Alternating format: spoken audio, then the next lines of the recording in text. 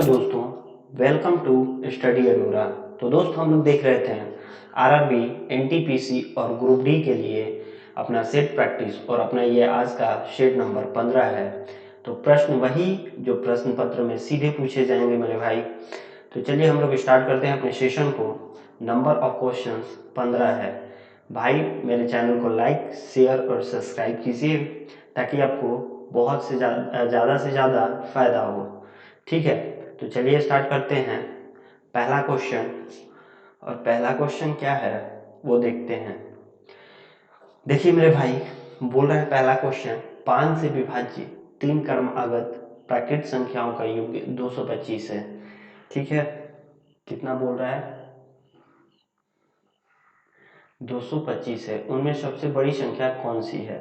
तो देखिए भाई, ऐसे सवालों को पहले मान लीजिए। देखिए 5 से विभाज्य बोला है, तो 5 से विभाज्य होने वाली संख्या 5 उसमें जोड़ा जाता है। देखिए 5 है, फिर 10 है तो +5 किया जाता है। तो उसके बाद आएगा, तो मान लीजिए पहला संख्या x है और दूसरी x+5 है, तो तीसरी x+10 हो जाएगी। तो इनका योग्य 225 बोल रहा है क्वेश्चन। तो क्या करेंगे भाई, देखिए इनका योग्य कर दीजिए। तो x 2x और 3x, देखिए प्रॉपर तरीके से लिख दूं मैं तो ऐसे हो जाएगा, x+10 = 225। तो टोटल कितना हो जाएगा, x 3x +15 = 225। ठीक है भाई, उधर जाएगा 15 तो माइनस हो जाएगा, तो 210 बचेगा, तो x = 70 आ जाएगा। तो पूछा है सबसे बड़ी संख्या कौन सी है। तो देखिए यहाँ 70 + 10 कर दीजिएगा, 80 आंसर आ जाएगा। 80 आपकी सबसे बड़ी संख्या है। चलिए नेक्स्ट क्वेश्चन देखते हैं। ये समझ में आया होगा बात भाई मेरे, इस क्वेश्चन में कोई जान नहीं था। तो चलिए नेक्स्ट देखते हैं। नेक्स्ट है, देखिए ये बहुत बेहतरीन क्वेश्चन है और विदिन अ सेकेंड इसको कर दिया जाएगा हम लोग। देखिए कैसे करेंगे। एक किसी काम को 18 दिन में कर सकता है। कितने दिन में भाई? 18 दिन में कर सकता है। उसने 12 दिन काम किया और शेष काम बी ने 8 दिन में पूरा किया। बी अकेले पूरे काम को कितने दिन में पूरा कर सकता था? तो भाई मेरे देखिए, इस क्वेश्चन को करने के लिए एक लाइन काफ़ी है। मैं बता दूं तो देखिए, ये ए जितना पूरा दिन काम करता है और बी शेष दिन जितना काम करता है ना, उसका मल्टीपल ले लीजिए और क्या कीजिए, ए पूरा टोटल काम कितने दिनों में कर सकता था? 18 दिन में कर सकता था, लेकिन किया वो कितने दिन काम? 12 दिन। इनका डिफरेंस ले लीजिए और यही इसको सॉल्व कर लीजिए, यही आपके क्वेश्चन का आंसर हो जाएगा। 6 × 18, 8 × 24 दिन। तो बी द्वारा, यहाँ लिख लीजिएगा, बी द्वारा अकेले पूरे काम को करने में लगा समय 24 दिन है। यहाँ निकल कर आ गया। ठीक है भाई, देखिए एक और तरीका है, बेहतरीन तरीका है, ये सबसे बेहतरीन है। आप इस पैटर्न को समझ रहे हैं तो समझिए कि आपका ये क्वेश्चन विदिन अ सेकेंड हो जाएगा, इसमें कोई लोचा नहीं है। बट नहीं समझ पा रहे हैं इस पैटर्न को, तो देखिए एक और तरीका है। आप ए किसी काम को 18 दिन में कर सकता है। तो मान लीजिए 18 दिन में ए किसी एक काम को कर रहा है।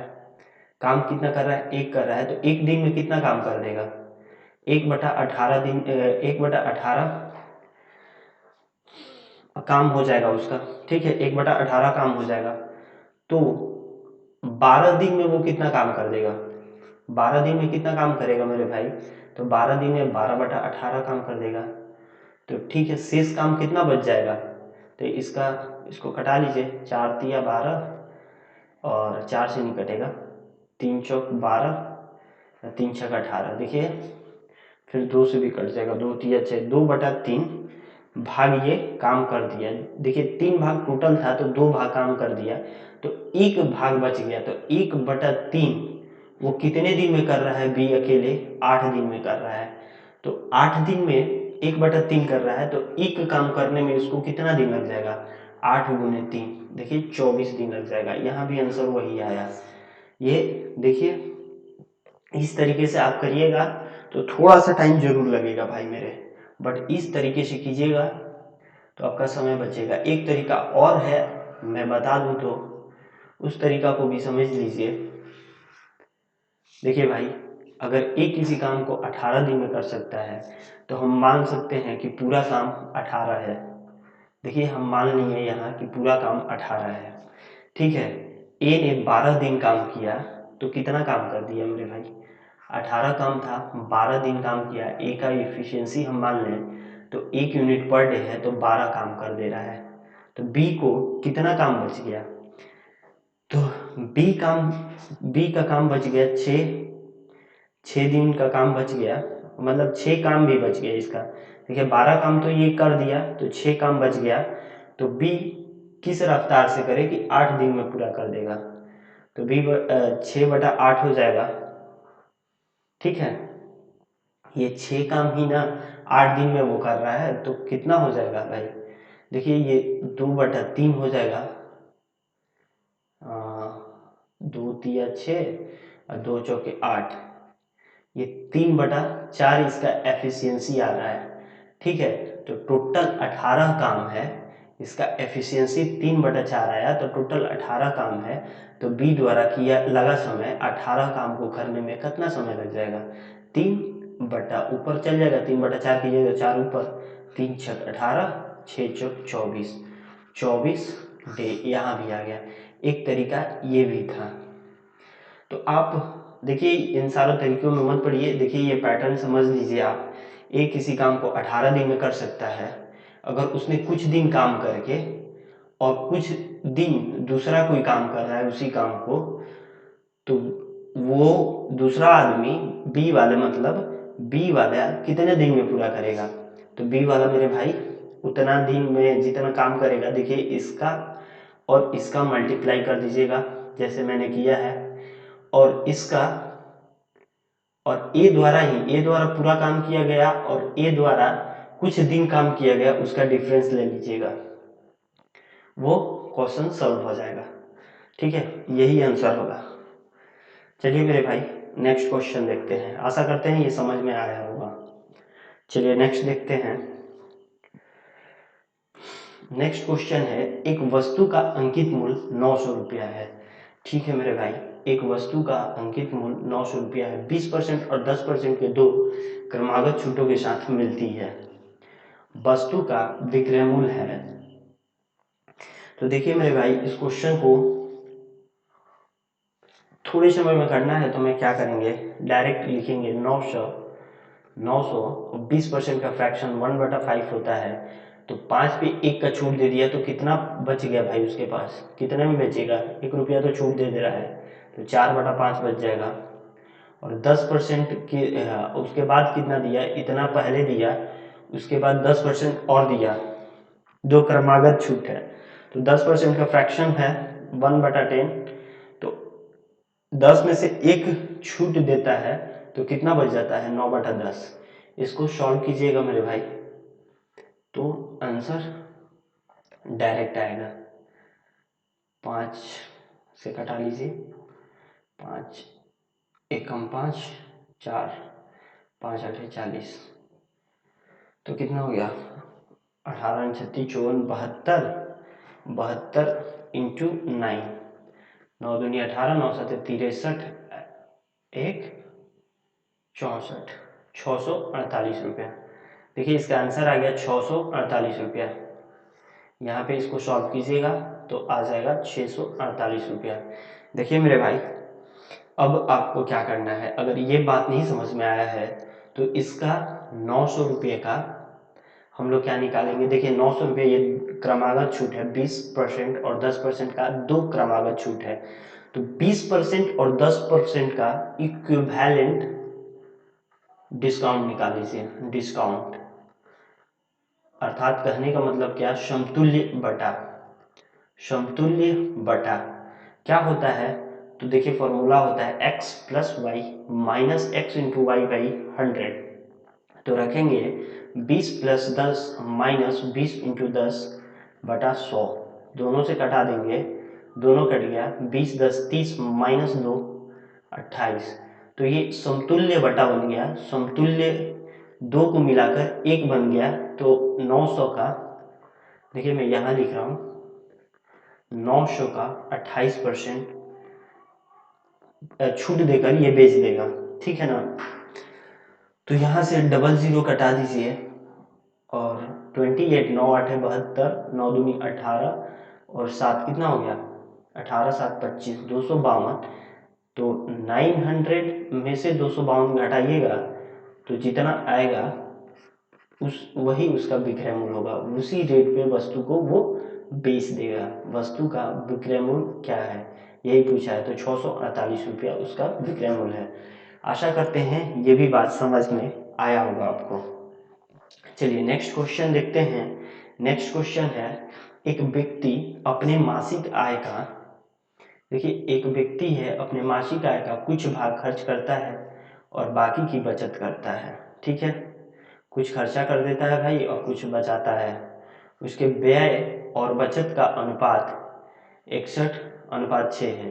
यदि उसकी मासिक आय 8710 रुपया हो तो उसकी मासिक बचत कितनी है। देखिए भाई व्यय और बचत का अनुपात इतना है, तो वो खर्चा तो वही कर रहा है ना, व्यय का मतलब खर्चा ही है। तो 61 + 6 मिलकर क्या हो जाएगा उसका 67 हो जाएगा। कुल इनकम कितना हो जाएगा, इनकम टोटल आय इनकम उसकी मासिक आय 67 है। तो 67 नहीं, ये क्वेश्चन में दिया है 8710 है। कितना है, 8710 है। इसे कटाइएगा तो कितने टाइम्स में कटेगा, 1 3 0, 130 टाइम में कट जाएगा ये, ठीक है। 130 टाइम में कट जाएगा। तो देखिए 67 से ये पूरा फुल इनकम है इसका 67 का 130 गुना, ठीक। तो ये बोल रहा है, पूछ क्या रहा है, उसकी मासिक बचत की राशि कितनी है। तो बचत का अनुपात कितना था, 6 था।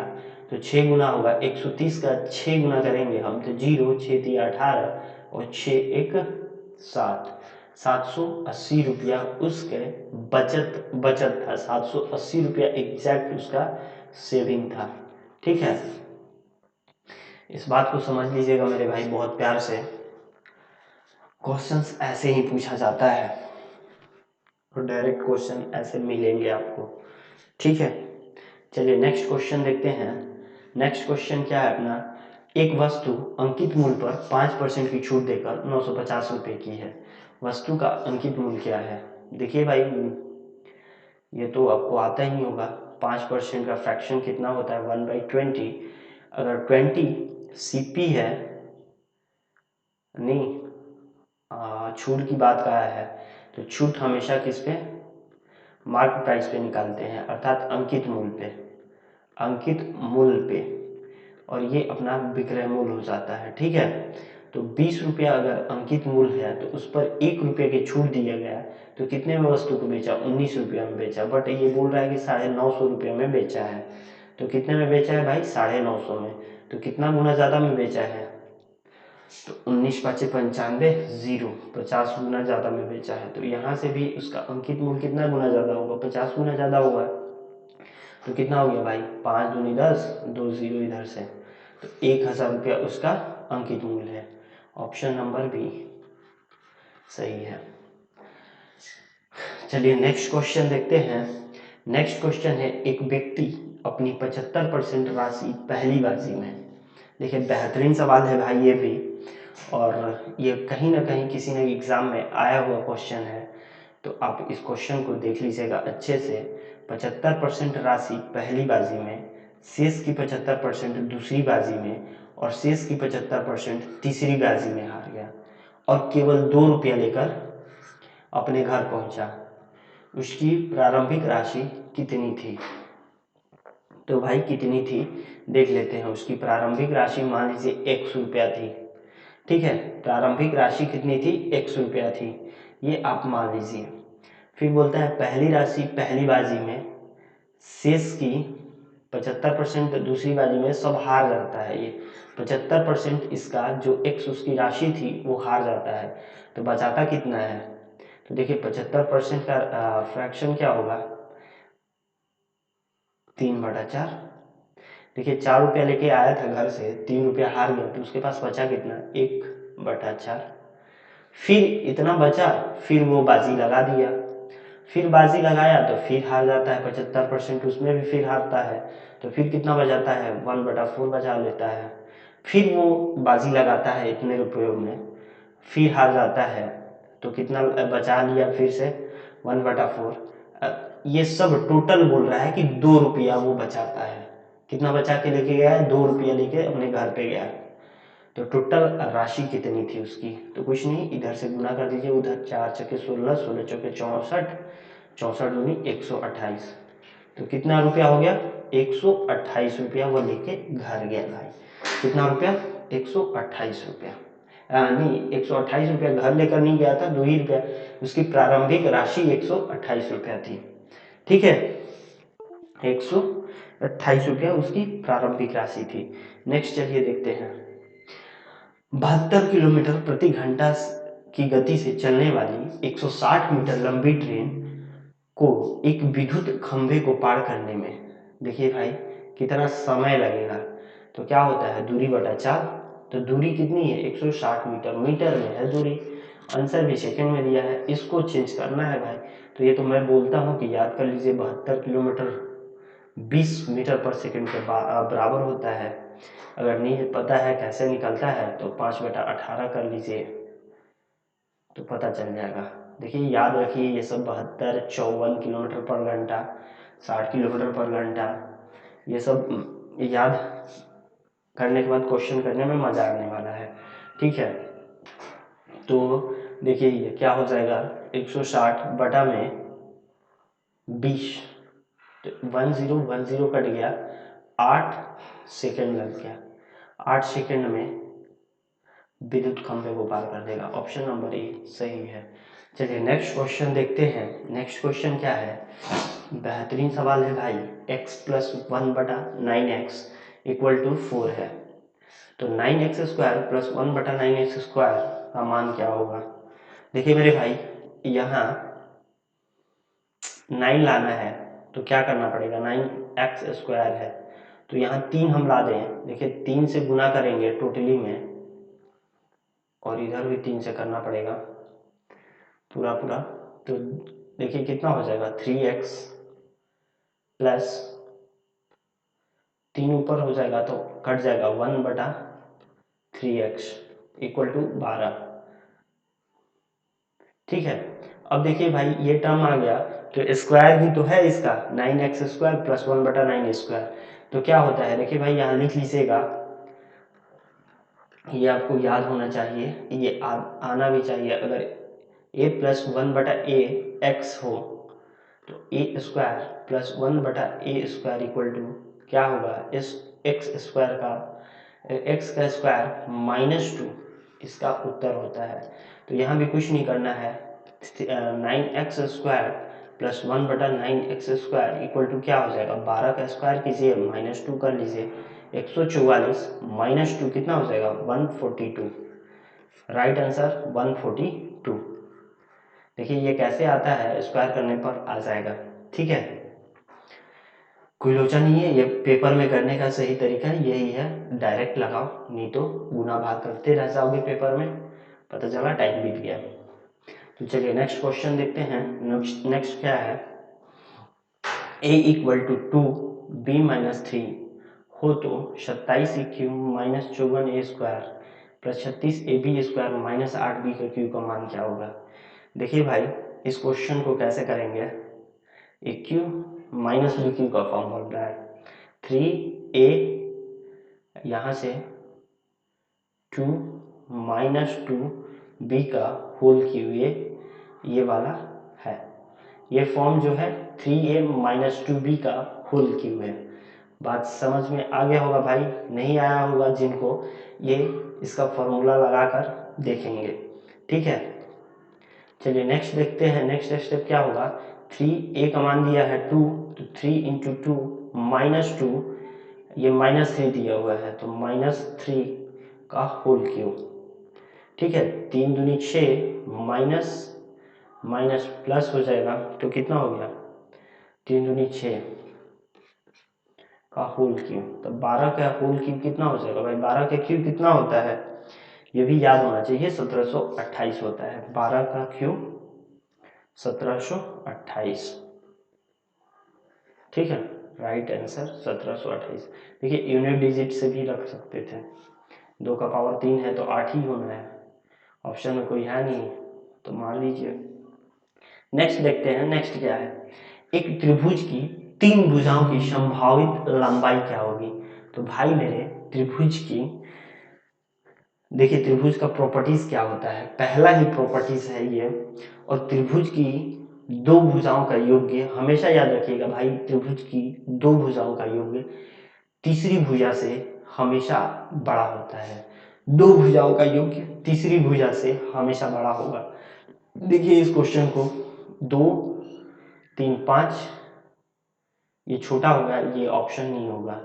3 + 4 7, ये बड़ा हो गया। 2 भुजाओं का योग्य किधर से भी कीजिएगा, 5 4 9, या 4 3 7 हुई, या 5 3 8, देखिए बड़ा हो जा रहा है, तो ये ऑप्शन बी सही है। 2 भुजाओं का योग्य लिख लीजिएगा भाई मेरे कॉपी पे, 2 भुजाओं का योग्य तीसरी भुजा से बड़ा होता है। देखिए ये चीज अब देखिए, 2.5 3.5 कितना हो गया, 2.5.53 देखिए ये बराबर हो जा रहा है तो ये भी नहीं होगा।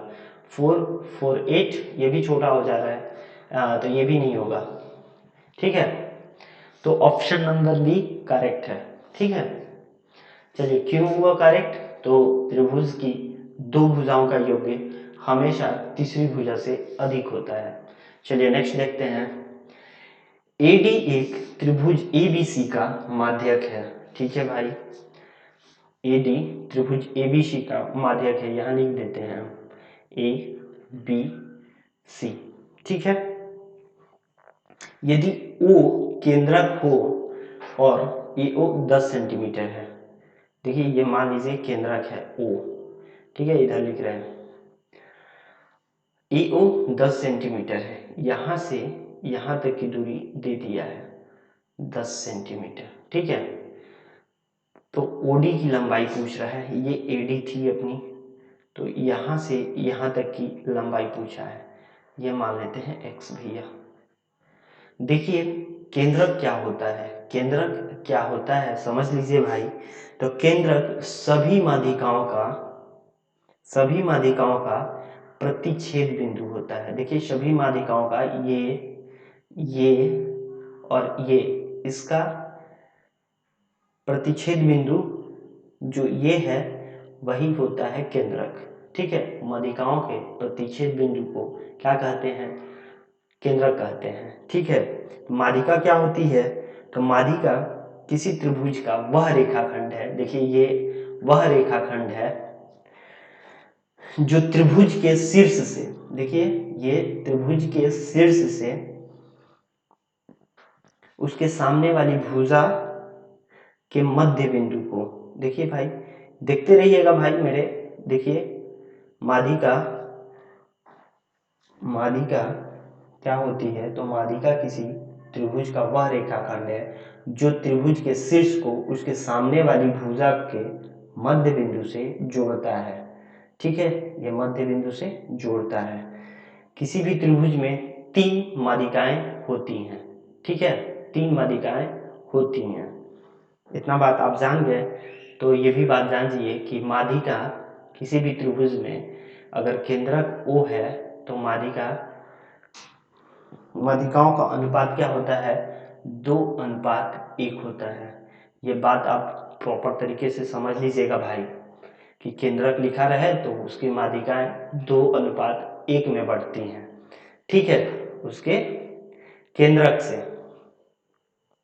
केंद्रक चलिए देख लीजिए, तो ये 2 का कितना दिया है भाई, 2 का वैल्यू 10 सेंटीमीटर है, तो 1 का कितना हो जाएगा, 5 हो जाएगा। देखिए भाई इस बात को समझ में नहीं आया होगा तो मुझे कमेंट करके बताइएगा, मैं फिर से बताऊंगा, अच्छे से बताऊंगा, पूरा आपको केंद्रक बताऊंगा एक दिन पूरा का पूरा, ठीक है। तो आप जरूर कमेंट करके बताइएगा कि केंद्रक क्या होता है, केंद्रक कैसे बनता है, माध्यिका क्या होती है अच्छे से डील करूँगा। ठीक है, तो एक 5 को रिप्रेजेंट करेगा, तो यहाँ से ओडी की लंबाई कितना हो जाएगा, 5 सेंटीमीटर हो जाएगा। ठीक है, 5 सेंटीमीटर, राइट ऑप्शन ए है। चलिए नेक्स्ट क्वेश्चन देखते हैं। नेक्स्ट क्वेश्चन है, यदि एक त्रिभुज ABC में sine A equal to cos B हो तो कॉस C का मान कितना होगा। देखिए मेरे भाई, साइन A बराबर कॉस B कब होगा, जब A और B 45 डिग्री हो जाए तो साइन A और कॉस B बराबर हो जाएंगे, क्योंकि 45 पे साइन 1/√2 होता है, ये भी 1/√2 हो जाएगा, तो ये दोनों बराबर हो जाएंगे। तो C कितना हो जाएगा, देखिए ए किसी भी त्रिभुज में तीनों कोणों का योग 180 डिग्री होता है, तो 90 तो C कितना हो गया, 90 हो गया। 45 45 90 हो जाएगा, 180 में से घटाइएगा तो कितना आ जाएगा, C 90 डिग्री आएगा। तो cos C कितना हो जाएगा भाई, cos 90 डिग्री, तो कितना हो जाएगा, cos 90 का मान 0 होता है। तो ऑप्शन नंबर भी करेक्ट है। चलिए नेक्स्ट क्वेश्चन देखते हैं। नेक्स्ट क्वेश्चन है, त्रिभुज ABC का अंतः केंद्र I है। देखिए ये त्रिभुज ABC है, ठीक है, इसका अंतः केंद्र I है। ठीक है, नहीं देखिए भाई, यहाँ ABC 90 डिग्री है, B पे 90 डिग्री है, तो ये मुझे ऊपर बनाना पड़ेगा B। ठीक है,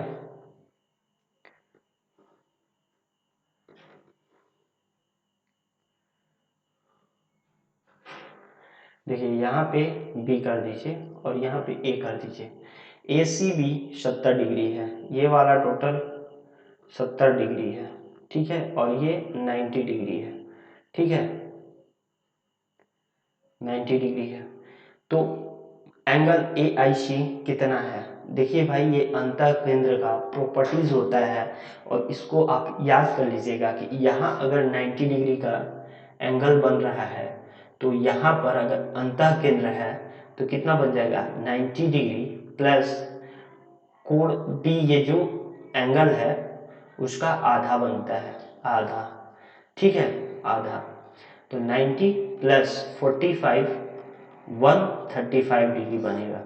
ठीक है मेरे भाई, 135, ये अंतः केंद्र की प्रॉपर्टीज होती है, गुण होता है।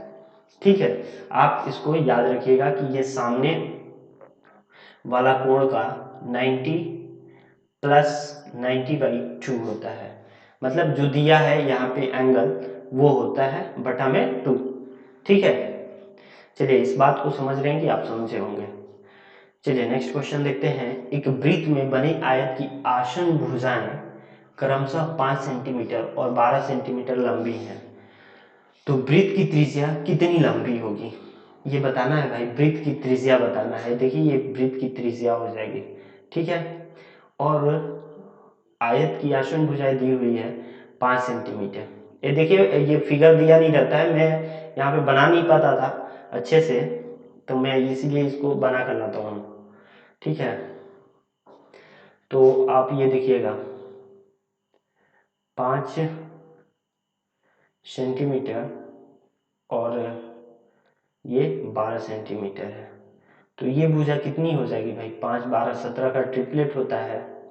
ठीक है, 5 12 17, तो वृत्त की त्रिज्या कितनी होगी, 17 सेंटीमीटर। ये डायमीटर हो गया इसका पूरा टोटल, तो 17 का आधा कितना हो जाएगा, 8.5। 17 का आधा कितना हो जाएगा, 8.5 सेंटीमीटर इसकी त्रिज्या है। देखिए भाई, नहीं समझ में आया होगा तो एक वृत्त में बने आयत की आसन भुजाएं 5 सेंटीमीटर और 12 सेंटीमीटर है। देखिए ये वृत्त है अपना, ये इसके अंदर आयत बना हुआ है जिसकी भुजाएं दी हुई हैं। आयत की लंबाई 12 सेंटीमीटर होगी और चौड़ाई 5 सेंटीमीटर होगा, तो ये विकर्ण निकल जाएगा 12 का स्क्वायर करके प्लस 5 का स्क्वायर करके। देखिए यहाँ से भी आप निकाल सकते हैं ये वाला चीज़, 5 का स्क्वायर करके विकर्ण, आयत का विकर्ण, अब विकर्ण ही तो है वो त्रिभुज का क्या व्यास, त्रिभुज का नहीं, वृत्त का व्यास होगा क्या, आयत का विकर्ण, ठीक है। तो व्यास कितना हो जाएगा, देखिए आप प्रॉपर तरीके से निकाल सकते हैं। 144 + 25 कितना हो जाएगा, 144, 25, 9, 6। देखिए भाई मैं गलत निकाल दिया हूँ, थोड़ा सा करेक्शन कीजिएगा, 169 ही होगा, ठीक है। 169 में 5 12 17 नहीं, 5 12 13 होता है, ठीक है। 5 12 13, ठीक है। 5 12 13 कर लीजिएगा, थोड़ा सा ध्यान दीजिएगा। 5 12 13 169 होता है। और 169 किसका वर्गमूल है, तो 13 का है, तो 13 निकल गया। और 13 है तो इसका आधा, ये क्या निकल के आया, विकर्ण। विकर्ण किसके बराबर है, वृत्त का व्यास के बराबर है, वृत्त के व्यास के बराबर है। तो कितना हो जाएगा, आधा हो जाएगा, 6.5, ठीक है। 6.5, डी नंबर ऑप्शन नहीं है करेक्ट, 6.5 होगा, ठीक है। चलिए नेक्स्ट क्वेश्चन देखते हैं। 100 प्रेक्षणों का माध्य 40 परिकलित किया गया है, ठीक है। यहाँ परिकलित लिख लीजिएगा, परिकलित किया गया है।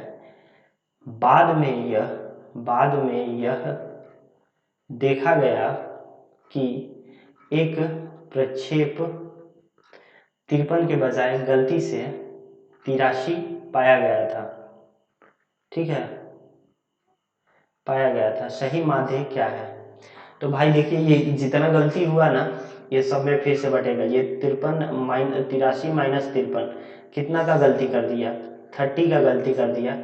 तो 30 का गलती कर दिया और 100 प्रेक्षणों का माध्य कितने में 40 प्रकलित है, किया गया है। तो देखिए 100 प्रेक्षणों में बटना है, तो ये 30 जो है ना गलत जो किया है, ये भी 100 में बटेगा। तो इसका माध्य हो जाएगा 0.3। देखिए यहाँ पे लिख लीजिए 0.3, ये ऊपर जाएगा तो ये पॉइंट में आ जाएगा, 0.3 हो जाएगा। तो पहले कितना था, 40 था, तो अब कितना हो जाएगा, 0.3 अधिक हो जाएगा, तो 40.3 हो जाएगा। राइट आंसर 40.3, ठीक है। देखिए ये बात नहीं समझ में आया तो आप ऐसे भी कर सकते हैं। 100 प्रेक्षणों का माध्य 40 है, तो कितना हो जाएगा इसका योग्य, 100 × 40 माइनस, माइनस नहीं, अब देखिए कितना का गलती कर दिया है, तो 53 माइनस 83, 30 का गलती किया है, इसको जोड़ लीजिए और बटा में फिर से 100 कीजिए, तो आंसर आपका आ जाना है, ठीक है।